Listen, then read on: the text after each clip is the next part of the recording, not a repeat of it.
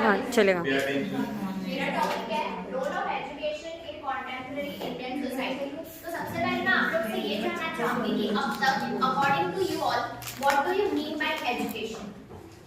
Yes, life time process और skill development, overall development. Okay, तो हमने ये पढ़ा है कि ये लाइफ लॉन्ग प्रोसेस है, ओवरऑल डेवलपमेंट में हेल्प करती है, हमारी स्किल डेवलप करती है। So there are an numbers of meaning and definition of education, but mainly हमें ये चीज याद रखनी है कि एजुकेशन एक लाइफ लॉन्ग प्रोसेस है जो कि एक पर्सन का ओवरऑल डेवलपमेंट करती है। ओके, तो अभी role of education of contemporary Indian society, इससे हम क्या समझ सकते हैं? यस, जो करंट चैलेंजेस है, जो मॉडर्न वर्ल्ड में अभी हम चैलेंजेस फेस कर रहे हैं, प्रॉब्लम फेस कर रहे हैं, तो आज हम वही पढ़ेंगे कि एजुकेशन में उसका क्या रोल हो सकता है। तो पहला है role of education in modern India. Education plays an important role in modernization of Indian society. Training and education should be able to generate the following outcome in our society.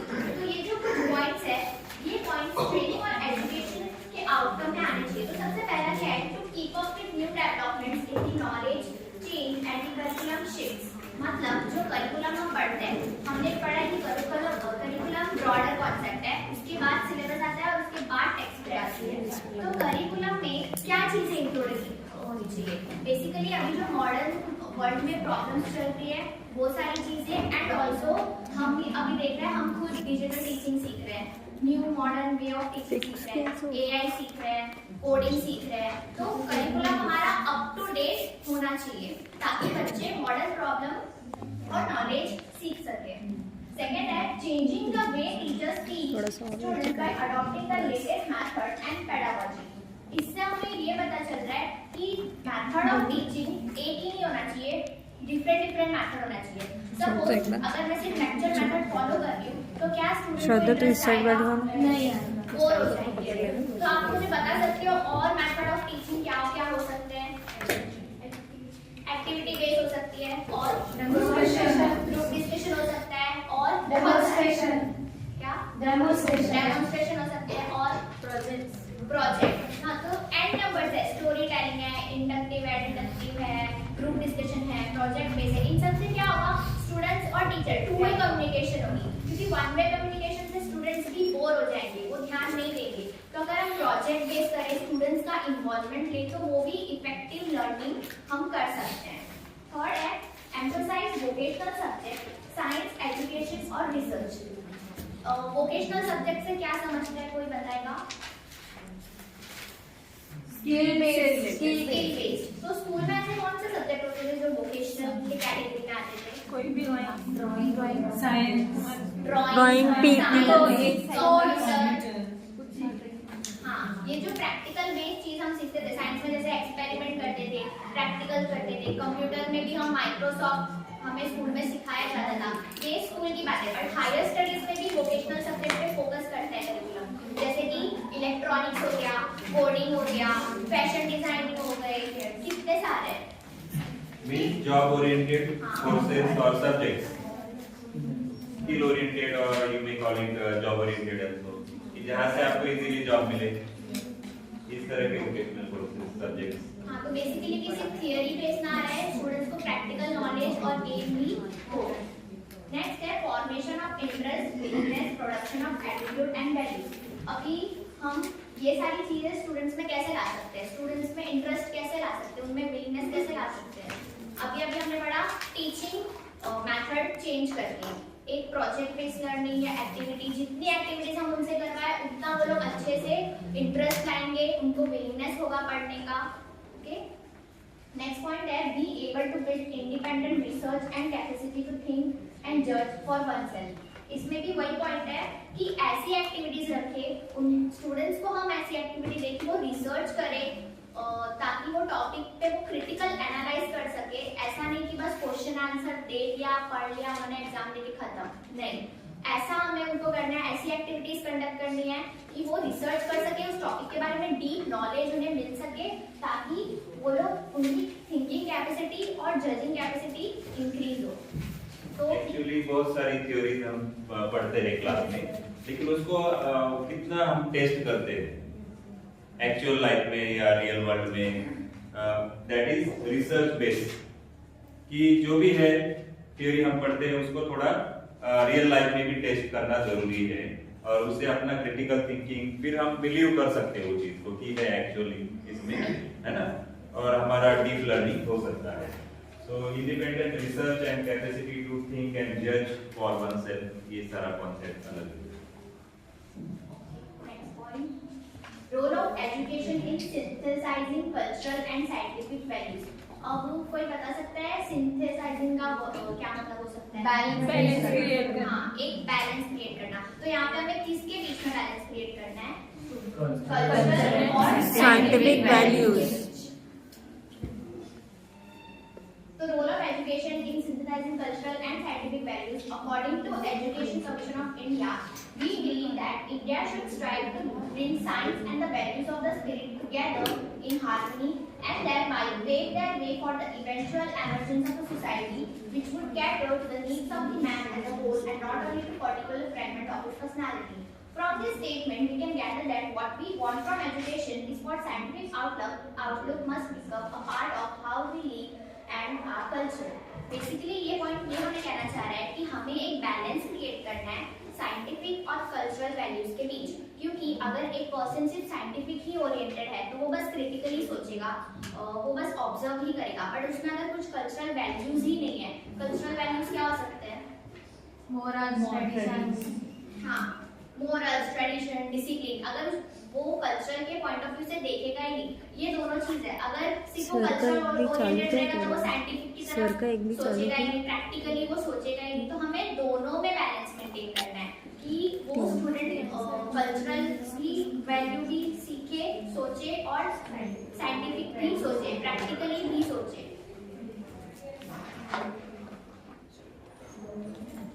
Role of education in promoting international understanding. Okay, education would enable us to highlighting the contribution made by different countries to the advancement of humanity. This makes us committed to bringing change for the betterment of society and humanity as a whole. It could also be considered to revise textbooks so that to exclude derogatory information towards other nations. ये point हमें क्या सिखा रहा है? ये कि अगर international के यहाँ पे इसने फोकस किया है, इसका मतलब अगर कोई दूसरी कंट्री प्रोग्रेस कर रही है या कंट्रीब्यूट कर रही है हमारे कंट्री में भी इसको डेवलप करने के लिए, तो क्या हमें उसे नेगलेक्ट करना चाहिए? नहीं। हमें उसे एक नेगेटिव पॉइंट की तरह देखना चाहिए कि ये कंट्री इतना डेवलप कर रही है? नहीं। और एक और चीज यहाँ पे मेंशन है कि डेरोगेटरी इंफॉर्मेशन एक्सक्लूड करना चाहिए टेक्स्ट बुक से। ऐसे टेक्स्ट बुक में चीजें नहीं होनी चाहिए। किसी भी हिस्ट्री में या इंफॉर्मेशन में अगर पढ़ते हैं एक नेगेटिव स्टेटमेंट, डेरोगेटरी मतलब कोई नेगेटिव स्टेटमेंट टेक्स्ट बुक में इंक्लूड नहीं होना चाहिए। और अगर कोई दूसरी कंट्री हमारी कंट्री में हेल्प कर रही है या भले ही वो कंट्री भी प्रोग्रेस कर रही है, तो उसको हमें निगलेक्ट नहीं करना और नेगेटिव वे में नहीं देखना है। उल्टा उससे हमें सीखना है कि इससे भी हम बहुत कुछ सीख सकते हैं। Why we need to promote international understanding? The simple question is why we need to promote international understanding? Progress of our country, हमारे कंट्री का भी प्रोग्रेस मिलता है उससे। ओके, Global इनडायरेक्टली, peace है। हाँ हाँ यस, इनडायरेक्टली देखो इंटरनेशनल ट्रेड की बात करेंगे तो अभी कोई ऐसा कंट्री नहीं आइसोलेटेड है, वो उसको किसी चीज की जरूरत नहीं, इंपोर्ट एक्सपोर्ट ट्रेड ये सब होगा तो अपनी कंट्री का डेवलपमेंट होगा। बहुत सारी चीजें हैं, अभी तो टेक्नोलॉजी हम लोग ये करते हैं दूसरी कंट्री से, है ना, टेक्नोलॉजी है और भी बहुत सारी इक्विपमेंट है ना। कि जैसे चाइना के ऊपर देखो आप, डिपेंडेंसी पूरे वर्ल्ड का बहुत ज्यादा है। और यूएस ने अभी जो टैरिफ लगाया था वो कम कर दिया। क्यों कम कर दिया? क्योंकि उनको पता है अपनी कंट्री का भी प्रोग्रेस और डेवलपमेंट चाहिए, और सस्ती चीजें कहाँ मिलेगी? तो वो चाइना में मिलेगी, क्योंकि उनके पास मैन पावर है, रिसोर्सेस है, और उनका एजुकेशन सिस्टम इस तरह से है कि वो रिसोर्सेस क्रिएट कर रहे हैं, जो हमारे यहाँ उसकी कमी है हमारे एजुकेशन सिस्टम में, या इसमें भी देखेंगे तो थोड़ा हमारी सोच बदलने की जरूरत है। चाइना की देखो, उनके एजुकेशन में ही ये सारी चीजें हैं, वो वो इंडिपेंडेंट जो बच्चों को बनाते हैं कि जिससे वो अपने कंट्री के इसमें भी वो सब डेडिकेशन देते हैं, सारे स्टूडेंट भी और सिटीजन्स भी, सारे लोग। सो इस तरह से हम अपने कंट्री को आइसोलेट नहीं कर सकते, इसलिए हमें सीखना जरूरी है और बच्चों को भी प्रमोट करना कि इंटरनेशनल अंडरस्टैंडिंग क्या क्या हो रहा है वर्ल्ड अराउंड, बहुत सारी चीजें हो रही है। आप यहाँ क्लास में बैठे हो लेकिन उधर कहीं मतलब हमारे रिगार्डिंग या कोई डिसीजन हो रहा है गवर्नमेंट का या इंटरनेशनली कुछ चीजें बदल रही है, तो हमें पता होना चाहिए उसके बारे में, क्योंकि डायरेक्ट इम्पैक्ट कभी ना कभी हमारे लाइफ में होगा, हमारे एजुकेशन सिस्टम में होगा और हमारे जॉब करियर सब पे इम्पैक्ट होने वाला है ये सारी चीजों का। तो इसीलिए हमें प्रमोट करना है इंटरनेशनल अंडरस्टैंडिंग। इनडायरेक्टली इम्पैक्ट होता ही है, आप देखो बहुत सारी चीजें बदलती है, जैसे अभी बजट आएगा फॉर एग्जांपल, तो बजट में भी बहुत सारी चीजें हैं जिसका इम्पैक्ट हमारे ऊपर आया है। क्योंकि हम देखते हैं कि एजुकेशन के ऊपर कितना है शेयर जो है वो कितना कर रहे हैं, खर्चा कितना होगा, सो ये सारी चीजें इसका इम्पैक्ट हमारे ऊपर होगा। बंद करना। तो ये सारी इसीलिए हमें समझना है। आपको क्या लगता है कि एजुकेशन कैसे कंट्रीब्यूट करता है हमारे इंडियन इकोनॉमी में? Job create employment opportunities, job create करके, और इनोवेशन। अभी जो हम पढ़ रहे हैं, हम एजुकेट हो रहे हैं, इससे हमारे कंट्री की क्या बढ़ती है? एग्जैक्टली, लिटरेसी रेट बढ़ती है। लिटरेसी रेट मतलब number of population people who are educated in a country. और भी इकोनॉमी में रोल ऑफ एजुकेशन है, एम्प्लॉयमेंट बढ़ता है, लिटरेसी रेट बढ़ती है, इंडस्ट्रियलाइजेशन बढ़ता है, गवर्नमेंट पॉलिसीज आती है, बैंकिंग पॉलिसीज आती है। तो अभी हम देखते हैं क्या है importance of role of education in Indian economy. Education plays a key role in developing economic growth. Since independence of India has always been raising the literacy rate, there are many educational policies followed by the Indian government these days to improve the status of education among its citizens. तो यहाँ पे यही बोला है कि education एक की role play करती है हमारे इकोनॉमी के ग्रोथ में। अभी जैसे मैंने एग्जांपल दिया, इंडस्ट्रियलाइजेशन, लिटरेसी रेट, ये जॉब अपॉर्चुनिटीज बढ़ती है। और यहाँ पे लिखा है कि एजुकेशनल पॉलिसी फॉलोड हो रहा है by Indian government this days. क्या आप मुझे बता सकते हो कि कौन से एजुकेशनल पॉलिसी फॉलो हो रहे हैं हमारी सोसाइटी में? NEP 2020, RT act, Kothari commission, और इससे पहले भी हो चुके हैं। नहीं बताया सर्व शिक्षा अकेडमी चलती है, मिड डे मील हुआ था। यस, तो ये सारे एग्जांपल्स हैं। भगीरथ सर ने इतना ही बताया। Educating masses can increase the production capacity of a country.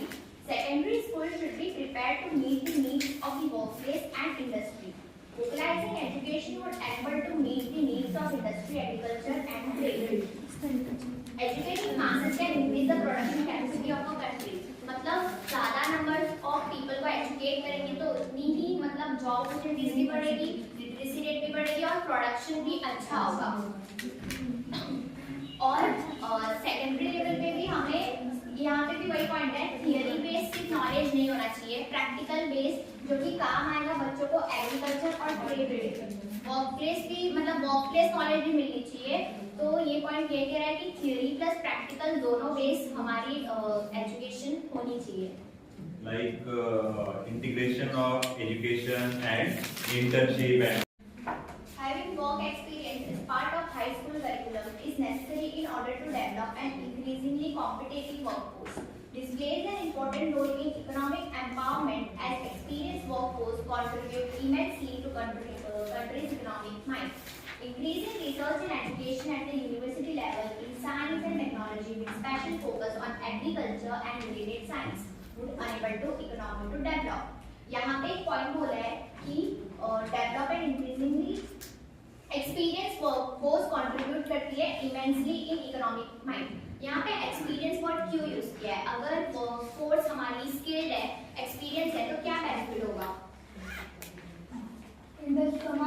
Efficiency बढ़ेगी। अगर वो एक्सपीरियंस्ड है तो उनको नॉलेज भी पता होगा वो काम का, उनको टेक्निक्स भी पता होगी, उनको उनकी problem solving skills already develop हो चुकी होगी, as compare to a fresher और as compare to a unskilled workforce.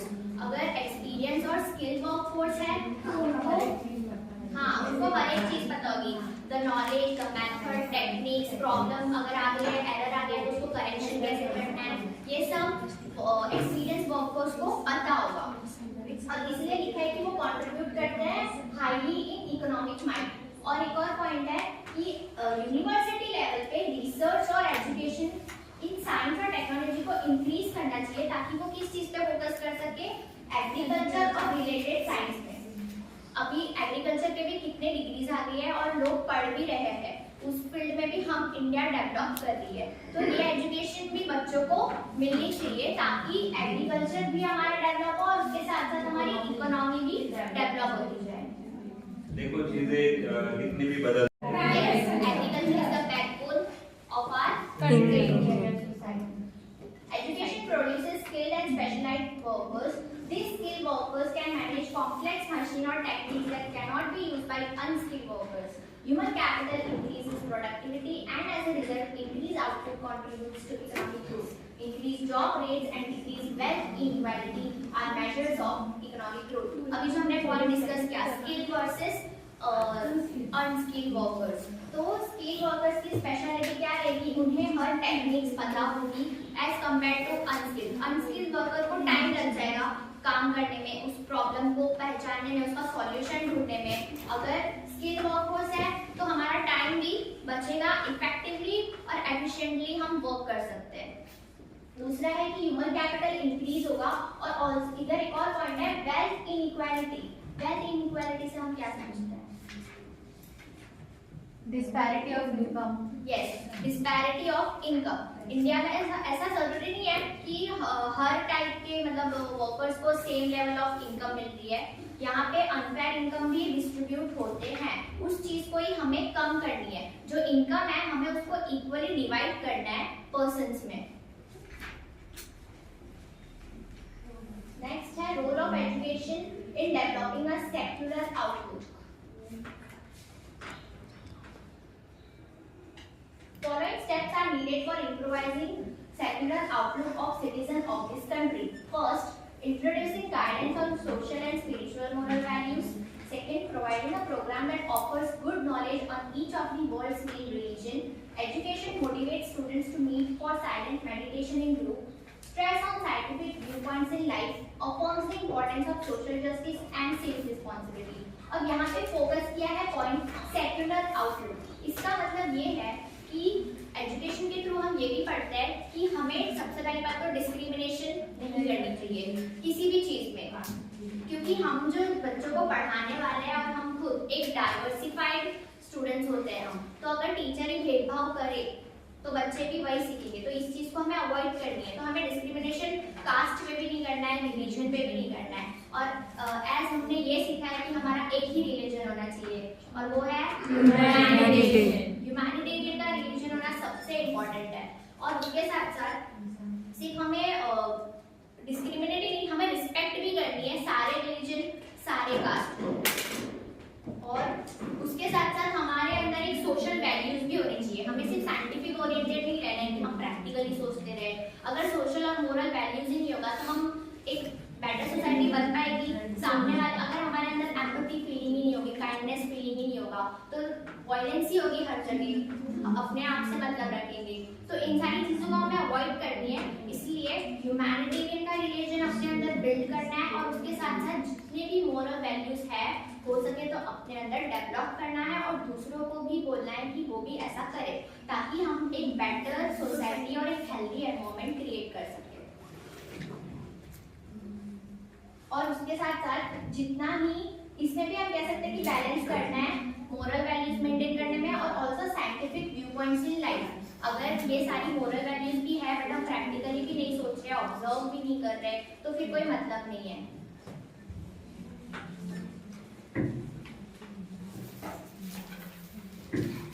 Next है role of education in developing democratic values. Education should aim towards the development of following values: tolerance and cooperation, large-heartedness, scientific temper of mind, respect for culture of other groups, tolerance and cooperation. हम कैसे students में tolerance और cooperation build कर सकते हैं? Group discussion, group group project. Discussion, group activities. अगर individually कोई student काम करते रह जाएगा तो वो टॉलरेंस और कोऑपरेशन कोऑर्डिनेशन सीख ही नहीं पाएगा। अगर हम हमारी टीचिंग मेथड में बच्चों को ग्रुप डिस्कशन का काम दें, रिसर्च बेस्ड प्रोजेक्ट वर्क, ये सारे काम दे तो एज अ टीम वो लोग काम करेंगे।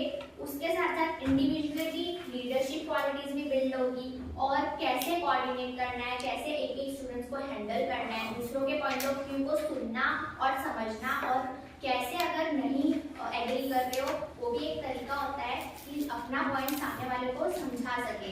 ऐसे नहीं कि अगर नहीं समझ आया तो हमने चिल्ला दिया, नहीं, हमें अपने अंदर वही टॉलरेंस और कोऑपरेशन बिल्ड करना है। तो ये कैसे होगा?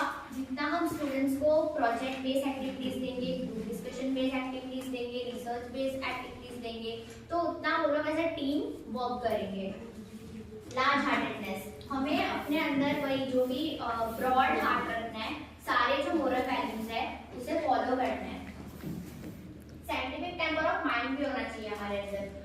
फिर वही है कि सोशल वैल्यू के साथ साथ साइंटिफिकली भी हमें सोचना है, ऑब्जर्वेशन स्किल्स भी हमारी अच्छी होनी चाहिए, प्रैक्टिकल स्किल्स भी हमारे अच्छी होनी चाहिए, और respect for culture of other groups तो होने ही चाहिए। ऐसा नहीं कि अगर हमारा कल्चर है तो हम बस ऐसे रहे कि मेरा कल्चर अच्छा है, नहीं, दूसरे कल्चर और रिलीजन दोनों को रिस्पेक्ट और अप्रिशिएट करना जरूरी है। नेक्स्ट है role of education in promoting social and natural integration. Education is a key vehicle for fostering development and greater prosperity. Education is a way of learning and expanding culture. It leads to the advancement of the human condition through improved knowledge, health, living standard, social justice, and efficiency. All these are key indicators of social change. National unity and emotional integration are two factors that are important when achieving the success and stability of any country.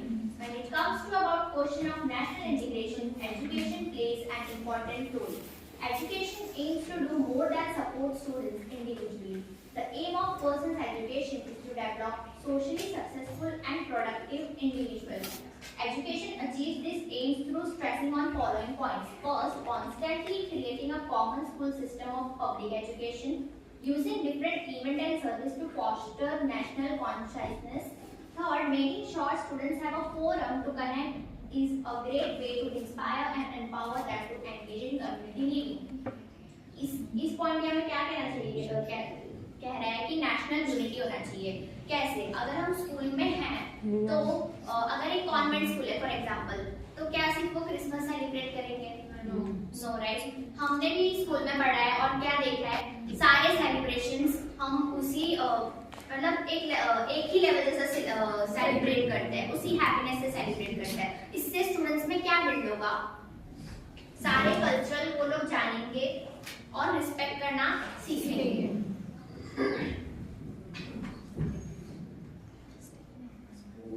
Common school system of public education, जिसमें सारे cast, सारे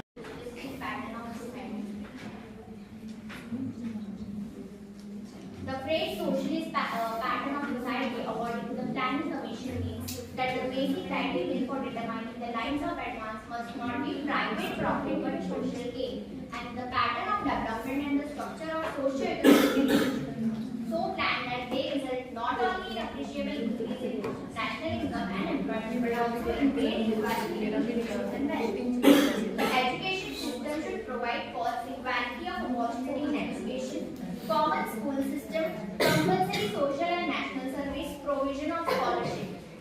ये कहना चाह रहा है कि अगर हम एजुकेशन बच्चों को दे रहे हैं तो क्या वो प्रॉफिट ओरिएंटेड होना चाहिए?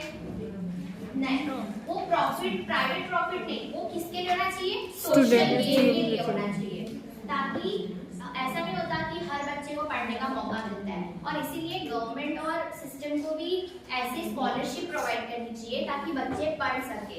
जो बच्चे नहीं पढ़ पा रहे हैं उनके लिए ऑलरेडी स्कीम्स भी बनी है, कितनी सारी पॉलिसीज भी बनी है। तो ये क्यों बनी है? ये सिर्फ प्राइवेट प्रॉफिट ओरिएंटेड नहीं है, सोशल ये भी है ताकि सोशल गेन और जो बच्चे नहीं पढ़ पा रहे हैं फॉर एनी रीजन उनको हेल्प हो सके और वो एजुकेट हो सके। और compulsory social and national service, कई स्कूल और कॉलेज में आपने ये भी सुना होगा एनएसएस होता है, एनसीसी होता है, तो ये सब भी ऑर्गेनाइज करना चाहिए और स्कूल्स में सारे प्रोग्राम और सेलिब्रेशन चाहे वो कोई भी रिलीजन के हो कोई भी कल्चर के हो वो भी हमें सेलिब्रेट करना चाहिए। ऑल्सो गवर्नमेंट स्कॉलरशिप भी प्रोवाइड करती है उन बच्चों के लिए जो इकोनॉमिकली बैकवर्ड है, जो नहीं पढ़ पाते, तो उनको फाइनेंशियली भी हेल्प करती है गवर्नमेंट ताकि वो पढ़ सके। तो इसके पीछे उनका प्राइवेट प्रॉफिट ओरिएंटेड मोटिव नहीं रहता, ये इसलिए रहता है ताकि सोशल गेन हो सके और हमारी सोसाइटी में हर बच्चा पढ़ सके।